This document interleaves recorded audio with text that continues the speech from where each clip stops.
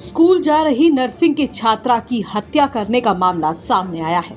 सनक को प्यार का नाम दे दिया, पागलपन में इश्क को बदनाम कर दिया।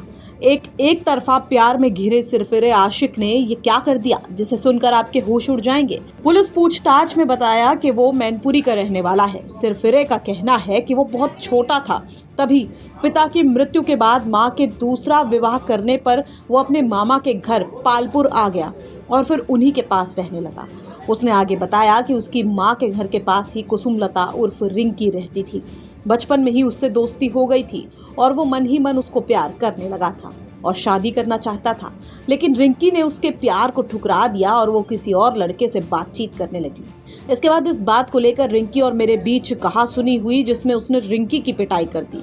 उसके बाद उसे डांटा गया और फिर मामले में समझौता हो गया, लेकिन मन ही मन उसने रिंकी को सबक सिखाने के बारे में सोच लिया और फिर 12 नवंबर को जब वो कॉलेज जा रही थी तो उसने अपनी स्कॉर्पियो कार से उसको टक्कर मार दी। सीसीटीवी फुटेज से राज खुला। वो ऐसे कि 12 नवंबर को एक स्कॉर्पियो कार से कॉलेज जाते समय रिंकी को टक्कर मारने के मामले में सभी लोग इसे एक हादसा समझ रहे थे, लेकिन 14 नवंबर को उसकी मौत के बाद परिवार के लोगों ने घटनास्थल का जायजा लिया तो वहां एक सीसीटीवी कैमरा लगा हुआ था, जिसको जब देखा गया तो उसमें स्कॉर्पियो कार से उसको उड़ाते हुए देखा गया। इसके बाद परिवार के लोगों का शक पड़ोस में ही रहने वाले ब्रजेश पर गया और फिर उन्होंने उसके खिलाफ हत्या का मुकदमा दर्ज कराया।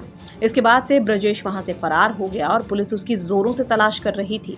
मामले में एसपी अमित कुमार आनंद ने बताया कि 12 नवंबर 2024 को एक लड़की के साथ गाड़ी से दुर्घटना हो गई थी, जिसमें उसकी 14 नवंबर को मृत्यु हो गई थी। इस लड़की ने इससे बात करना बंद कर दिया था एवं किसी अन्य से बात करने लगी थी।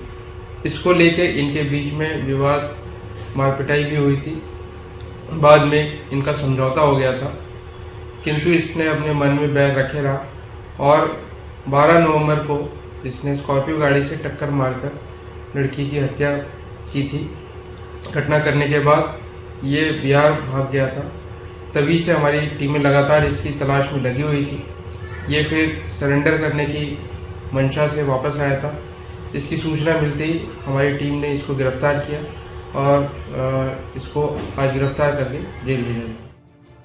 बताते चले कि छिबरामऊ कोतवाली क्षेत्र के गांव पालपुर निवासी राम नरेश की 22 साल की बेटी कुसुमलता उर्फ रिंकी फर्रुखाबाद में बागर स्थित मेडिकल कॉलेज से एएनएम की पढ़ाई कर रही थी। 12 नवंबर को कॉलेज जाते समय सौरिख पालपुर मार्ग पर स्कॉर्पियो की टक्कर से रिंकी गंभीर रूप से घायल हो गई थी, जिसको 100 शैय्या अस्पताल से हायर सेंटर के लिए रेफर कर दिया गया था, जिसकी इलाज के दौरान 14 नवंबर को मौत हो गई। मामले में रिंकी के परिजनों ने एक शिकायती पत्र दिया था, जिसमें उन्होंने 3 युवकों पर स्कॉर्पियो से टक्कर मारकर हत्या का आरोप लगाया था।